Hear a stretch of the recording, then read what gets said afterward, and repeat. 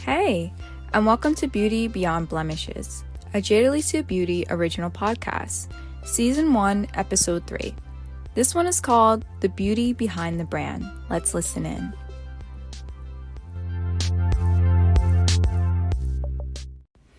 Well, I hope you guys are ready for this week's episode because it's going to be extremely exciting. Last week, I was touching on my skin story and I shared with you guys sort of like my pain points in skincare and like where everything started from as far as my personal experiences with skincare. But this week, I'm going to be sharing with you guys basically how Jade Alycia Beauty came to be, how it all started, where I got the inspiration from, and just the entire story. I always think it's so interesting to share where you started from so people can see where you came from and recognize where you are right now. So if you guys missed last week's episode, check it out to catch you up to full speed. But right now I'm going to dive into the story. So, I graduated in 2016 with my degree, my bachelor's degree in fashion design, fashion studies from Montclair State University. And I also graduated with my certification, makeup artistry through the Bobbi Brown's Cosmetics flagship store in Montclair, New Jersey. And throughout this time, I had went full force with my fashion career. I was designing handbags. That's really where my accessories brand started, Jade Alycia Inc., from designing handbags. And I was really full force into that because I always loved fashion. That was really where my grounding was. And I always knew I was going to be a fashion designer. So kind of makeup artistry came secondary to me, but it was something I was also passionate about because I felt like I was an artist just painting on people's faces and helping them look good and giving them more confidence and all of that. So it's something I held dear to my heart, but it was honestly not a skill that I thought I would ever create a business from. I always felt like I knew how to do my makeup very well.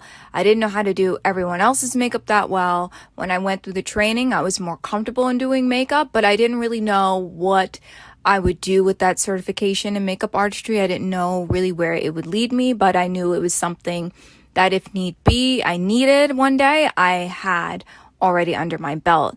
And so through that experience of being at the Bobbi Brown flagship, I ended up, and it's so crazy because, I never could have planned this out. I never would have thought any of these things would have happened. And I ended up, it's so funny. This is going to be so funny when I tell you guys this. I went to Montclair State at the time. And at the time, Bobbi Brown had came and spoke to she was like a speaker at like a women's conference that they were hosting. It was an evening conference and I was like, I gotta go. I really want to see her speak. I'm at her flagship store pretty much 3 times a week learning makeup, how she taught her makeup artists and how she built this brand, this incredible, huge, world-renowned beauty brand. And I have to meet her. Like, I really want to hear what she has to say and, sort of see where I get inspiration from and where she gets it from. And so I attended this conference with some of my friends, a few of my friends that I had met there at the college. And I was just so inspired by her journey and her sharing her story of how she built Bobbi Brown and where it started from. And I was just so inspired. I was like, I really, really like Bobbi. I wonder if she knows that I'm, taking her makeup artistry courses and I'm at her flagship store all the time during the week. And I was like, she probably doesn't have any idea, right? So I was like, you know what? I'm gonna try to see if I can meet her, right? So you got to keep in mind, it was a huge room. It was like a conference. They had little refreshments and it was all the students and it was some incredible speakers. And so, she stayed the whole time. And when it came towards the end, I stayed behind because I was nervous. I was so nervous. I was like, I don't want to seem like aggressive. And me personally, I'm not like one to get starstruck by celebrities or famous people. I don't get nervous when I see them or come in close contact with them. It's just like an everyday person to me. But for this occasion, I was nervous because I felt like it wasn't just happening by happenstance. Like I was sort of inserting myself in this situation, and I didn't want to come off as like, who is this girl trying to talk to me, right? So Bobby left, and well, I thought she left. And I'm sitting there with my friends, and it's getting late, and I'm like, all right, well, now that everyone's leaving because they dismissed the speakers first, I'm just going to head over to the elevator. So I grab my jacket, head over to the elevator, and as I'm waiting for the elevator with a whole bunch of people, here comes Bobby with her assistant. And I'm like, what? She's still here? Like, this is insane. Oh my gosh. Like, I'm like, pinch me. Because, like, I'm like the next to get in this elevator, and she just came from over there out of nowhere, I guess from the back part, and now she's boarding the elevator. So she boards the elevator, she's talking to her assistant, and I'm literally standing right behind her, and I'm like, oh my gosh, like we literally have a couple milliseconds from we get to this floor to the lobby, and then it's now or never. So I was like, I just mustered up some courage, and I was just like, hi Bobby, my name is Jade, and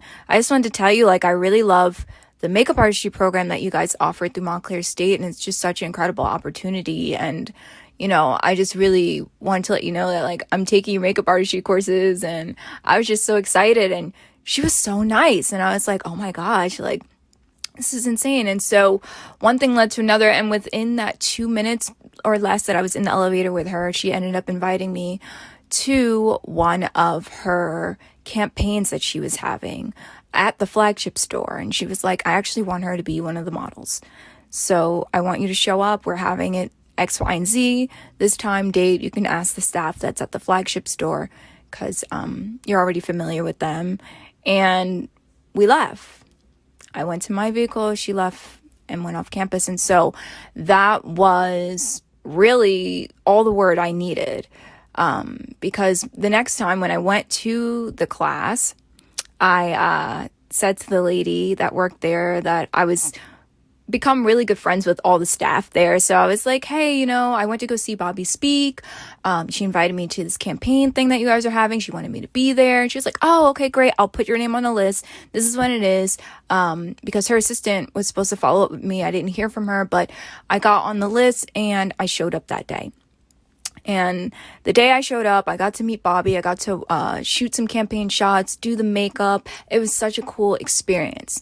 And again, it was just part of an experience. I had no idea where this was going to lead, what was going to happen, what was ever going to come from this. I didn't know. I was just there in the moment and enjoying every bit of it. So as I was learning makeup artistry, I was also interning at the time in New York City at Marchesa, the couture house. And I should write a book on this one day. I definitely talked about, my background in where I have been and the experiences I've had. Not all of them, but there's so much of this backstory that I won't even get to share with you guys here. But I definitely have written it in my book, Profit from Your Untapped Passion. A lot of insight and experience and story from what I've been through. But to get back to what I was saying, I was interning at Marchesa, and it just so happened that Bobby Brown, the makeup artist that I was already friends with from being at the flagship and taking the courses, were the same ones that came and were hired to do the makeup on the Marchesa models for the bridal showcase that we were having. So it was just a lot of fun. It was a lot of great connections I was able to make there. And one of those connections worked at the flagship store. And so when I graduated with my certification, I came back there a couple of times to the flagship store just to say hi to everyone and show my face because I was so used to seeing them on a weekly basis and I missed seeing them. I built really good relationships with them. And so, they were asking me, they're like, oh, like, do you do makeup artistry? Like, what is it that you're doing? And I was like, no, because at the time I had a full-time job in fashion and I was doing that. But I was like, no, and I really want to be able to do something with makeup artistry, but it's so hard to find a job as a makeup artist because I really don't have any further experience besides the class. So I don't really know what I could do with it. And, the lady said to me, she said, you can do your own freelance makeup artistry, have people hire you instead of you going out to find a makeup artist job, start your own business and do freelance makeup artistry. And so I was like, that's amazing. So I took that and I was like, yes, this is really great. Like, this can really be something. And this was sort of the beginnings of Jade Alycia Beauty. So I took it.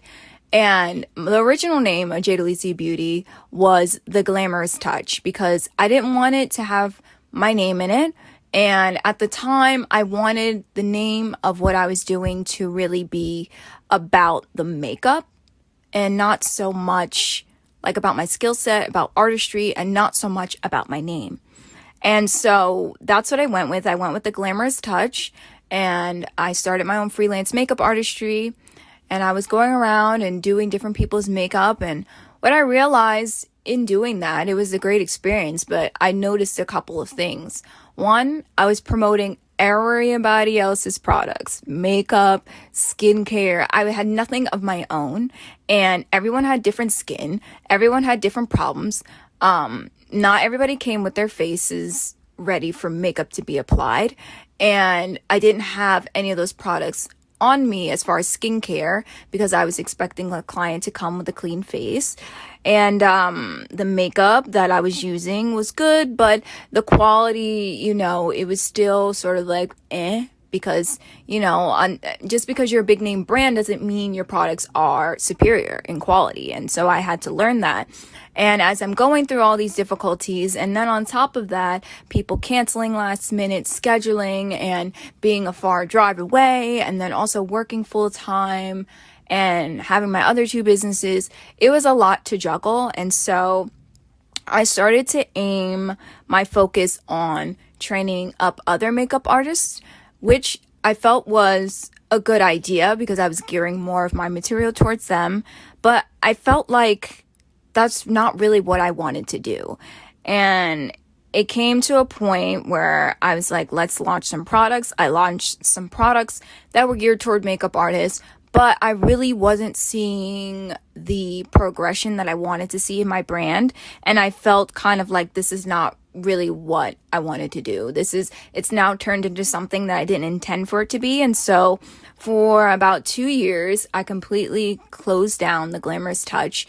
And in that time, I was really just seeking what I wanted this brand to be, what I wanted it to do, who I wanted it to be for, what impacts did I want it to make? Do I want to keep it as a Glamourous Touch, or do I want to make it something even more, even greater, right? And so in that time, I was really just, honestly, I had put it on the side. I had put it back on the shelf. I was like, maybe I'm really not supposed to be doing makeup artistry. Maybe it's just a hobby, something that I like doing. I know fashion. I was full force in that. I was working in that, had my own brand. It was flourishing. It just felt so like second nature to me. And so with the makeup artistry, it felt a little bit different. And so I kind of put it on the shelf. I put it on the shelf and it sat there for 2 years. And then it was time to reawaken that gift, which I'm going to share with you guys in our next episode about the complete relaunch of what we know today as Jade Alycia Beauty. I'm not going to give any details away. Tune in for the next episode, but this is such an epic comeback, guys. And I just want to say that, don't give up on your dreams.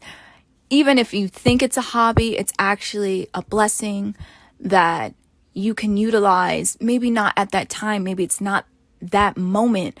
in which you have to utilize that skill, but it will come back up. It will resurface. It will flourish in its own time. So don't give up.